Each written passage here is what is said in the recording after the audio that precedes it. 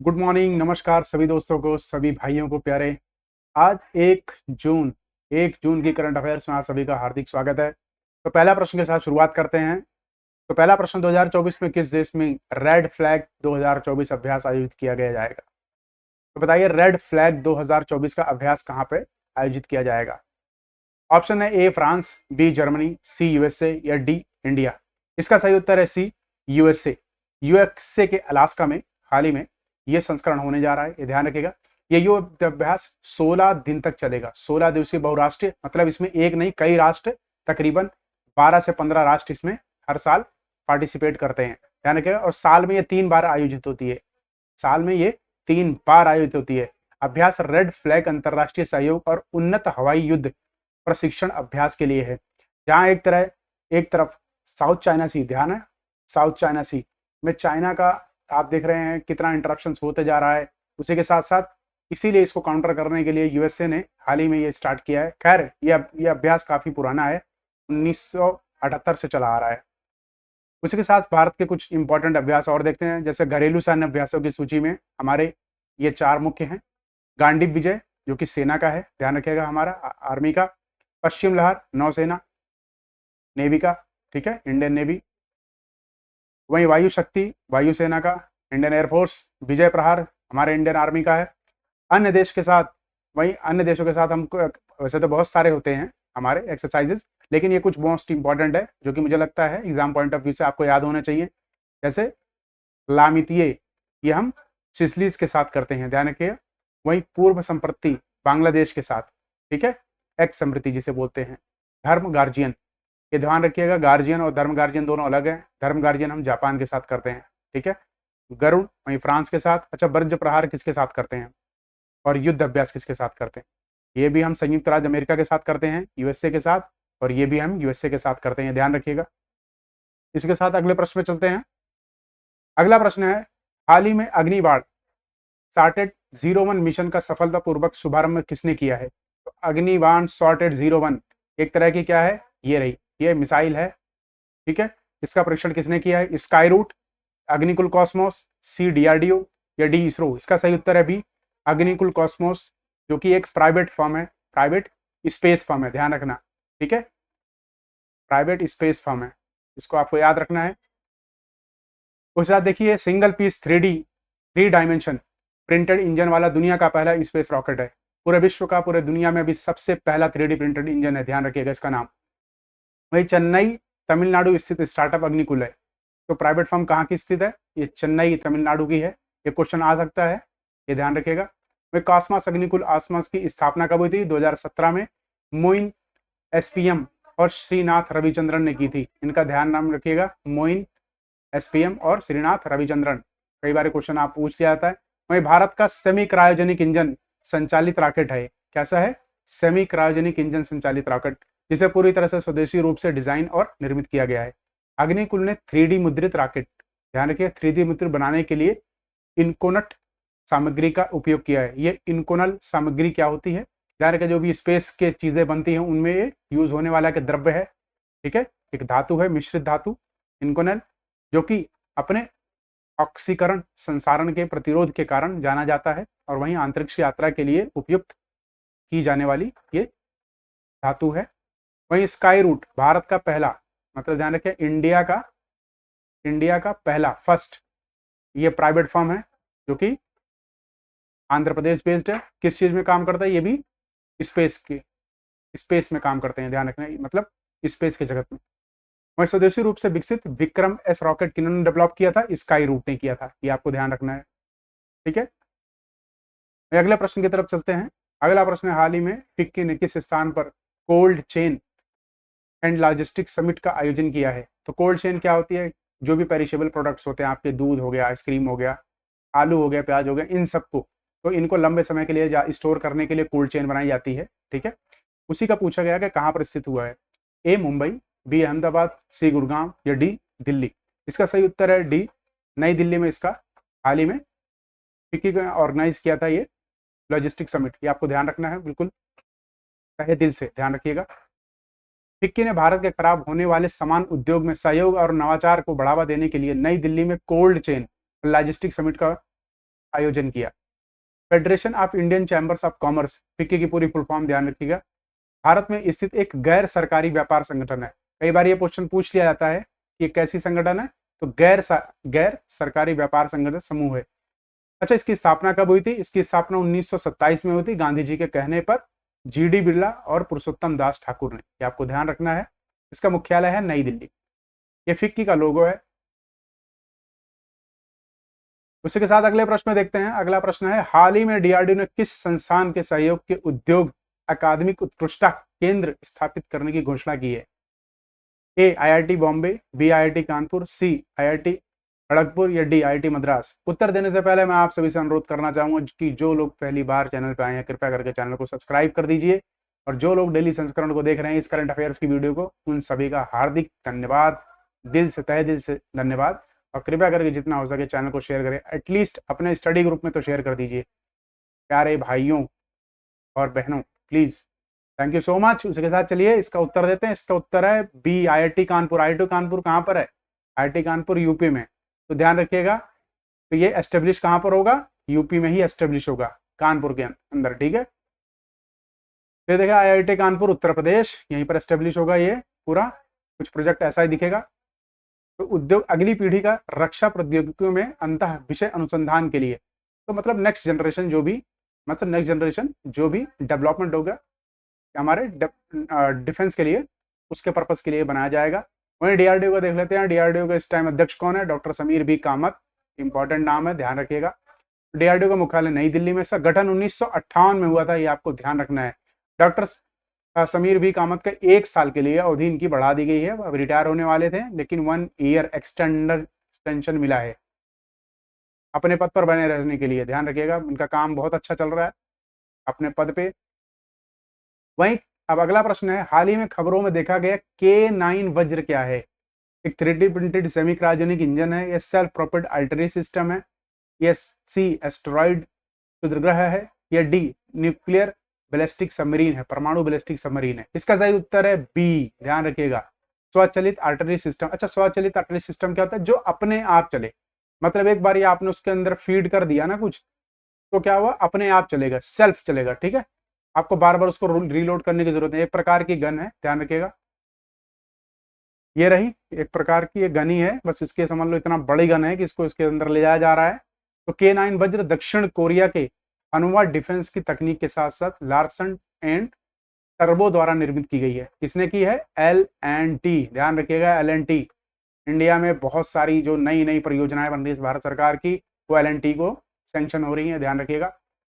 तो दक्षिण कोरिया के K9 थंडर प्लेटफॉर्म पर आधारित है। तो दक्षिण कोरिया के K9 थंडर, वहां की ऐसी गन है, उसी पे आधारित है ये, ध्यान रखिए। इससे भी एडवांस है वो K9 थंडर। उन्होंने ये जानकारी साझा की है इंडिया से, लार्सन एंड टर्बो को दिए, तो ये मुमकिन हो सका इसकी बनावट को। वही ये कैसी है? स्वचलित तोप खाने प्रणाली है, मतलब इसको क्या है? स्वचलित है, इसको बार बार आपको रिलोड या ये सब नहीं करना है। एक बार आपने इसको अपलोड कर दिया, उसके बाद डिजिटली आप इसको कंट्रोल कर सकते हैं। K9 एक डिजिटली फायर कंट्रोल सिस्टम है, मतलब आप कहीं दूर बैठे इसको चारों तरफ इसको घुमा सकते हो और फायर कर सकते हो। मैं अगर मैं पूछूं कोरिया की, साउथ कोरिया की बात हो रही है, नॉर्थ कोरिया किसी से मतलब नहीं रखता, साउथ कोरिया की कैपिटल क्या है? तो ध्यान रखना, SEOL, सियोल, ठीक है, सियोल। कहां पर आता है ये कंट्री? एशियन कंट्री, ध्यान रखना, ईस्ट एशिया, ठीक है, ईस्ट एशियन कंट्री। अगले प्रश्न में चलते हैं। अगला प्रश्न है, हाल ही में किस संगठन ने एक वेब पोर्टल उद्गम विकसित किया है? ठीक है, तो वेब पोर्टल का नाम क्या है? उद्गम। किसने विकसित किया इसे? A SEBI, B RBI, C FSSAI या डी नीति आयोग। इसका सही उत्तर है B Reserve Bank of India. अभी हाल ही में क्या हुआ कि कई लोग जो आपको देखा कि अकाउंट में पैसे रख के भूल जाते हैं, तो 10 साल तक जिस अकाउंट में कोई भी लेन देन नहीं होता, तो वो उद्गम पोर्टल उन्हीं के लिए लॉन्च हुआ है कि 10 साल के अंदर उनके अंदर ना तो लेन हुआ ना देन हुआ, तो 10 ईयर्स के बाद, क्योंकि ऐसे अकाउंट को बैंक क्या कहता है कि ऐसे अकाउंट डेड हो गए हैं। क्या हो गए हैं? डेड, लेन देन हुआ नहीं है। तो ऐसे जो पैसे पड़े हुए हैं उनकी वृद्धि इस टाइम हो गई है बहुत ज्यादा, तकरीबन 78,213 करोड़ रुपए ऐसे पड़े हुए हैं बैंकों में, जिन पे ना तो लावारिस उनको घोषित कर दिया गया बैंकों ने। तो आरबीआई ने उद्गम केंद्रित पोर्टल लॉन्च किया है, जो जमाकर्ताओं को कई बैंकों में लावारिस जमा का पता लगाने में मदद करने के लिए एक वेब पोर्टल है, ध्यान रखिएगा। वहीं आरबीआई की स्थापना हुई थी 1935 में, मुख्यालय मुंबई में है। गवर्नर कौन है? शक्तिकांत दास। तो इस पैसे को लोगों तक जानकारी पहुंचे इसलिए वेब पोर्टल लॉन्च किया गया। कोई भी उनके पास जानकारी है तो उस पर डाल के चेक कर सकते हैं। आपका कुछ पैसा नाना नानी दादा दादी ने रखा तो आप इसमें यहाँ पता कर सकते हैं।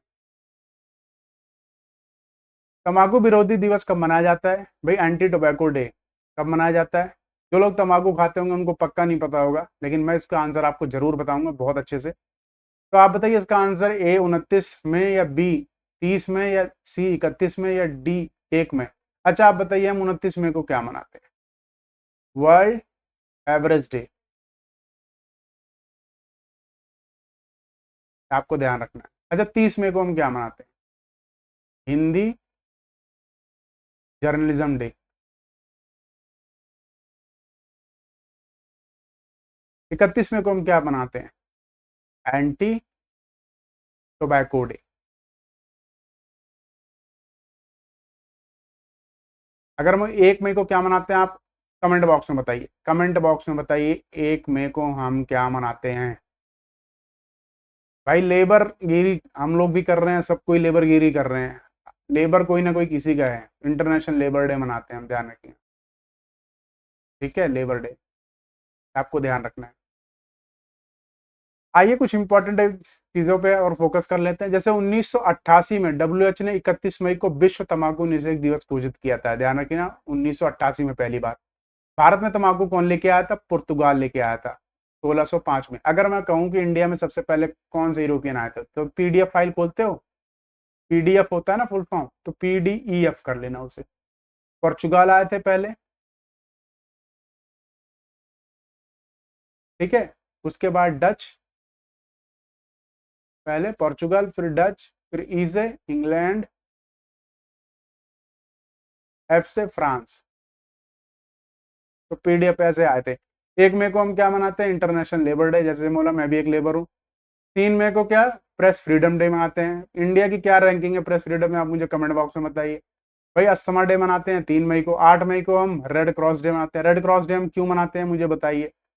World Thalassemia Day. Thalassemia Day में क्या होता है? थैलेसीमिया क्या बोलते हैं? इसमें क्या खून की कमी को, खून की कमी से रेड पिगमेंट हीमोग्लोबिन की कमी से जो एनीमिया होता है उसी को थैलेसीमिया कहते हैं, ध्यान रखिएगा। 12 मई को इंटरनेशनल नर्स डे मनाते हैं। भाई नर्स डे, नर्सों का भी दिन होता है, ध्यान रखिएगा, बहुत ही इंपॉर्टेंट लोग हैं ये। 15 में इंटरनेशनल डे ऑफ फैमिलीज मनाते हैं। भाई परिवार ही सब कुछ है। 17 में ध्यान, 15 परिवार, ध्यान रखिएगा, याद रहेगा 15 को परिवार है। 17 है खतरा। खतरा क्या होता है? हाइपर टेंशन, एचपी, ठीक है, high BP, HB, high BP. 21 anti हो गई, 21 अंटी को हो गई 21, तो एंटी टेररिज्म डे कब होता है? अंटी 21 की हो गई। 22 को क्या होता है? International day for biological diversity. 22 को डाइवर्सिटी होती है, ध्यान रखना, ठीक है। 31 में को क्या? एंटी टोबैको डे, जो कि जो लोग तंबाकू खाते हैं उनको पक्का नहीं पता होगा। अगला पर देख लेते हैं। अगला है, किस देश ने हाल ही में मलेरिया से लड़ने के लिए अनुसंधानित रूप से संशोधित मच्छर जारी किए हैं? तो भैया बात हो रही है जेनेटिकली मॉडिफाइड मॉस्किटोज की। अच्छा जेनेटिकली मॉडिफाइड मॉस्किटोज क्या मतलब होता है? कि मतलब कुछ मॉस्किटोज को इनका ब्रीडिंग करवाई जाती है।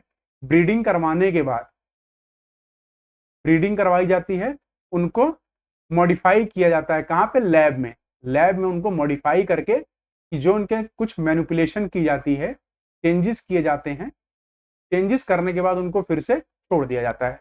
इसी को कहा गया, क्योंकि हाल ही में अभी आप देखना अफ्रीका के कई देशों में मलेरिया के केसेस बहुत ज्यादा बढ़ रहे थे, तो उन्हीं को रोकथाम के लिए ये किया गया है। तो आंसर बताइए कि जेनेटिकली मॉडिफाइड मॉस्किटोज भाई मलेरिया लड़ने कहां पर हाल ही में इसको रिलीज किया गया है? ए जिबौती, देखो दिजबौती भी बोल सकते हो, कोई फर्क नहीं पड़ता बोलने से, एग्जाम निकलना चाहिए। आजकल लोग देख रहे हैं प्रोनाउंसिएशन पे बहुत ज्यादा करते हैं, अरे इनका ये है, पर से कोई फर्क नहीं पड़ता भाई, आप जैसा मर्जी वैसा एग्जाम निकलना चाहिए। तो जिबौती बोलो, दिजबौती बोलो, कुछ कोई फर्क नहीं पड़ता, स्पेलिंग याद रखना बस। कॉन्गो, नाइजीरिया या केन्या? अभी किसी से पूछ लो ना कि हॉर्न ऑफ अफ्रीका में कितनी कंट्रीज हैं, सबके दांत निकल आएंगे। तो ध्यान रखना इसका आंसर है ए जिबौती, ठीक है, जो कि हॉर्न ऑफ अफ्रीका की एक कंट्री है। आप ये देखिए थोड़े इसके बारे में, एनजीफिलिसिस स्टेफेंसी, ठीक है, इसका नाम है, मॉस्किटो का नाम है ये। अगर आप इंग्लिश में पढ़ेंगे ज्यादा आसान रहेगा। इसको बोलते हैं एनोफिलिस स्टेफेंसी। ठीक है, एनोफिलिस स्टेफेंसी मच्छर है, मलेरिया का कारण होता है इसी मच्छर के काटने से। तो अमेरिका के प्रौद्योगिक फर्म ऑक्सीटेक ने, ध्यान रखिएगा इसका नाम याद रखना, ऑक्सीटेक कंपनी का नाम क्या है जिस फर्म ने बनाया, उसका नाम है ऑक्सीटेक। कहाँ की कंपनी है, यूएसए की। इसने ये अभी जीन संशोधित मच्छरों को विकास किया है जो कि अभी जिबौती में छोड़े गए हैं, आपको ध्यान रखना। उसी के साथ साथ देख लेते हैं जिबौती का मैप। ये देखिए, ये यहाँ पर आपका ये छोटी सी कंट्री जिबौती है, इसकी कैपिटल भी क्या है, जिबौती। एक सिटी है जिबौती, उसी के नाम पे कंट्री है, कंट्री के नाम पे कैपिटल। ठीक है, तो ध्यान रखिए कहाँ पर। और ये देखिए, इसे बोलते हैं बबल मंदाब। कहते हैं अगर यूरोप से एशिया में सबसे ज्यादा सामान आता है तो इसी रूट से आता है, रेड सी होते। क्वेश्चन पूछा गया है कई बारी, ये ध्यान रखिए, क्वेश्चन यही पूछा गया है कई बारी कि भाई बब अल मंदाब किसको किससे जोड़ता है, तो रेड सी को गल्फ ऑफ एडन से जोड़ता है, पहली चीज ये ध्यान रखिएगा। दूसरा किन किन के बीच में है, यमन और जिबौती। ठीक है, यमन और जिबौती, बब अल मंदाब। बड़ा बड़ा लिख दूं क्या, बब ऐसे लिखते हैं, देखिए अल मंदाब, बब अल मंदाब। ठीक है, बब अल मंदाब, ये ध्यान रखना। ठीक है, वहीं साथ में देखिए हॉर्न ऑफ अफ्रीका में कौन कौन सी कंट्री है, एक बारी ये रहा आपका। मैंने इसीलिए इसको हाईलाइट किया है कि कई बार आप किसी से पूछ लेना, बहुत बड़े यूपीएससी की तैयारी कर रहे होंगे उनसे पूछ लेना, उनसे पूछना हॉर्न ऑफ अफ्रीका में कितनी कंट्रीज है, वो देखना एरिट्रिया भी बोल लेंगे, सब कुछ बोलेंगे। तो आपको ध्यान रखना हॉर्न ऑफ अफ्रीका जब की बात आएगी तो सोमालिया, इथोपिया, केन्या, ये आपको ध्यान रखना। ठीक है, सोमालिया लैंड आपको जिबौती भी बोल देना। बाकी कोई कंट्रीज में मत बोलना, ये सब मत बोलना, एरिट्रिया भी मत बोलना। ठीक है, खैर सॉरी, एरिट्रिया बोलोगे आप, एरिट्रिया बोलोगे। 1 2 3 4 5, क्या बोले, 5 कंट्रीज है टोटल। कितनी कंट्रीज है, 5 कंट्रीज।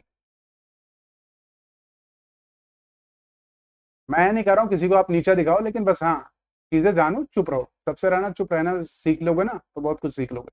गल्फ ऑफ एडन कहाँ आता है ये भी ध्यान रखना, गल्फ ऑफ एडन कहाँ है, अरेबियन सी। ठीक है, उसके बाद अगला प्रश्न आता है, हिंदी पत्रकारिता दिवस प्रतिवर्ष कब मनाया जाता है। भाई बहुत इंपॉर्टेंट क्वेश्चन है। हिंदी जब से नरेंद्र मोदी की सरकार आई है 2014 से, तो हिंदी को काफी पुरजोर विरोध, सॉरी पुरजोर सपोर्ट किया जा रहा है। तो ए 31 में, बी 8 मई, या सी 3 मई, या डी 30 मई। अभी मैंने हाल पिछले क्वेश्चन में बताया कि ये आंसर इसका डी 30 मई को हम मनाते हैं। 31 मई को क्या मनाते हैं, कमेंट बॉक्स में बताइए, अभी बताया था मैंने। 8 मई को क्या मनाते हैं, कमेंट बॉक्स में बताइए। 3 मई को हम क्या मनाते हैं, कमेंट बॉक्स में बताइए। देखो जब ये सब मैं पढ़ा रहा हूँ तो कमेंट बॉक्स में आपको बताना भी पड़ेगा आंसर। और टेलीग्राम पे इसकी पीडीएफ आपको मिल जाएगी, मैं फिर बता रहा हूँ, टेलीग्राम पे अगर पीडीएफ चाहिए, टेलीग्राम चैनल ज्वाइन करिए मेरा, जो कि डिस्क्रिप्शन में लिंक है। ठीक है, आपको इसकी पीडीएफ मिल जाएगी, पीडीएफ लेके आप आराम से जब मर्जी तब रिवाइज कर सकते हैं। अच्छा, इंडिया के मोस्ट इंपॉर्टेंट न्यूज़पेपर कब आए थे, इसका इतिहास जान लेते हैं। खैर इतिहास कहते हैं, history tells everything, history tells everything. 1780 में बंगाल गजट किसने पब्लिश किया था, जेम्स अगस्टस हिके। ये ध्यान रखिएगा, क्वेश्चन पूछा गया, उठा के देख लीजिएगा एसएससी का। ठीक है, चाहे जो भी है, रेलवे, यूपीएससी में भी पूछा गया ये प्रश्न। तो जेम्स अगस्टस हिके ने क्या, बंगाल गजटी नाम में ऐसा लगा हिंदू किसी इंडियन ने पब्लिश किया होता, लेकिन नहीं, जेम्स अगस्टस हिके जो कि कौन थे, एक यूरोपियन थे, ध्यान रखिएगा। वही कैमुदी 1821 में राजा राम मोहन द्वारा, ठीक है, शुरू किया गया था। कैमुदी कौन सी लैंग्वेज होती, बंगाली, ये आपको ध्यान रखना है। वहीं उद्वंत मार्तंड 1826 में हिंदी समाचार, पहला हिंदी समाचार पत्र था। ध्यान रखिए, अगर पूछा गया है पहला हिंदी समाचार पत्र कौन सा था, तो उसका नाम था Udwant Martand. East India company ने 1674 में बॉम्बे में अपनी पहली प्रिंटिंग प्रेस की स्थापना की थी। ये भी क्वेश्चन बहुत इंपॉर्टेंट है। वहीं प्रेस अधिनियम की सेंसरशिप कब आई थी, 1799। 1799 प्रेस अधिनियम की सेंसरशिप कौन लेके आया था, लॉर्ड वेलेस्ली।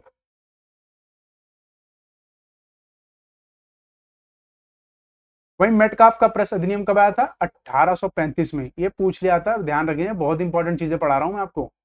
इतिहास वैसे मैं पढ़ाता नहीं हूं, लेकिन ध्यान रखिएगा कुछ कुछ थोड़ा इंटरेस्ट बन जाता है कभी कभी। तो मेटकाफ का प्रेस अधिनियम कौन लेके आया था, चार्ल्स मेटकाफ ही लेके आए थे इसे। ठीक है, चार्ल्स मेटकाफ पूरा नाम था, तो इसे कहते हैं मेटकाफ का प्रेस अधिनियम, 1835 में आया था, ध्यान रखिएगा। 1857 का लाइसेंसिंग अधिनियम कौन आया था? लॉर्ड कैनिंग, लॉर्ड कैनिंग, ध्यान रखिएगा। वही अगर अगला है वर्निकुलर प्रेस अधिनियम, कब आया था? 1878 में।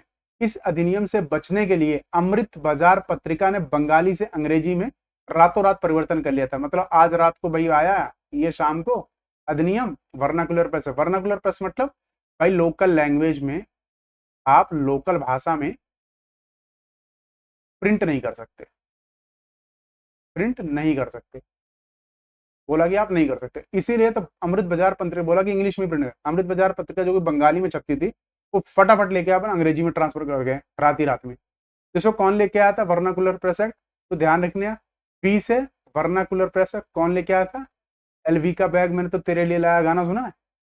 तो एल से लिट्टन, एलवी वर्नाकुलर, ध्यान रखिए लिट्टन। और इसे खत्म कौन करता है? रिपील जिसे बोलते हैं। रिपील कौन करेगा? रिपन। लिट्टन बी, एलवी का बैग में तो तेरे लिए लाया, ध्यान है। और रिपील कौन करेगा? रिपन। ये आपको ध्यान रखना, ठीक है। इसी के साथ अगला प्रश्न है, हाल ही में एआई चैंपियनशिप कहाँ आयोजित की गई थी? Artificial intelligence championship. A USA, B Dubai, C Taiwan या डी बेंगलोर? इसका सही उत्तर है बी दुबई, यूएई। इसकी कैपिटल क्या है? अबू धाबी, अबू धाबी इसकी कैपिटल है, ध्यान रखिएगा। दुबई वहां की लार्जेस्ट सिटी है, यहां पर होता है, अमीरों का शहर कहते हैं इसे, ध्यान रखना। उसके साथ देख लेते AI global prompt engineering championship कहाँ हुई थी? दुबई में पहली थी, सबसे पहली। देखो वह आदित्य नायर ने साहित्य श्रेणी में, भाई लिटरेचर में, इन्होंने लिटरेचर में जीत हासिल की। इसमें क्या होता है कि इनको बोला कि भाई एआई बेस्ड आप लिटरेचर में कुछ बताओ। इन्होंने एक ऐसी स्टोरी बनाई एआई पे, और एआई से ही, मतलब एआई से बनाई, जिससे इनको ये चैंपियनशिप जीतने में मदद मिली। वहीं अजय सिरील को कोडिंग के लिए श्रेणी में जीत हासिल की। अच्छा, संयुक्त राज्य अमीरत, जिसे यूएई या अमीरत भी कहते हैं, ध्यान रखिए 3 नाम है, 1 2 3। यहाँ के प्रधानमंत्री का क्या नाम है? मोहम्मद बिन राशिद अल मखदूम। राष्ट्रपति कौन है? मोहम्मद बिन जायद अल नाहन। राजधानी क्या है? Abu Dhabi. ये आपको ध्यान रखना, मैंने बता दिया। इसी के साथ यह संस्करण पूरा हुआ। अब फटाफट हम वीडियो को वाइंड अप करते हैं। उस जाने से पहले आप एक चीज ध्यान रखिएगा, अगर चैनल को सब्सक्राइब नहीं किया तो प्लीज सब्सक्राइब करिए,